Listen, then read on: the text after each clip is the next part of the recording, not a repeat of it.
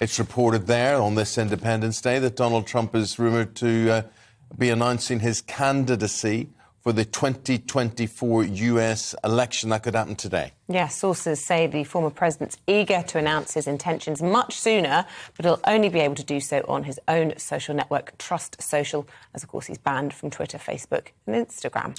OK, let's now speak to Sarah Elliot. Sarah, good morning to you. Sarah is a spokesperson for Republicans Overseas UK.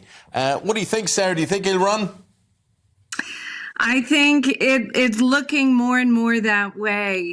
There have been rumors now building for months that he wants to capitalize on the President Biden's low approval ratings, which I might add are at 38% right now, one of the lowest in history, and a disapproval over 57%. And every time you run a hypothetical poll of President Trump versus President Biden, Trump wins by 5 or 6 points. And there was another poll that just came out this weekend that has Trump ahead by 5 points if he was to run against Biden today. So I think he definitely would love to redo the 2020 election. He would love to take out Joe Biden. I think it's just too tempting for him. And he also wants to get ahead of his rivals. He has a really big rival in his home state, Governor Ron DeSantis, who's had a very successful run during COVID. And he's been a real defender of families against corporate wokeism. So Donald Trump wants to get ahead of the pack, and he has the most loyal supporters in all the party. I would still say he's probably the front runner in the Republican Party for the base, but maybe not for the entire party. He's still very controversial. And Republican Party is growing in strength across the country. We've had over 1 million new voters sign up to become Republican in the past year, over 43 states. And not all of them supported Trump in the past. So it's quite divided.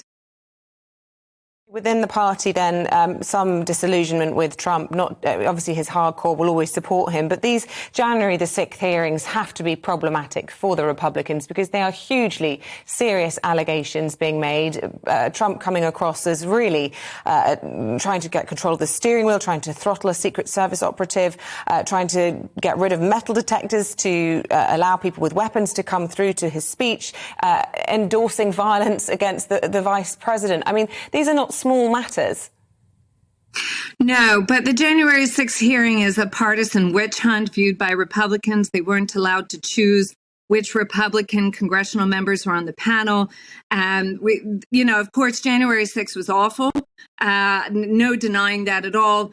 And I withdrew my support for President Trump over that. But it doesn't seem to be treating the event fairly or in perspective, and the Democrats are trying to make as much political hay of it as they can.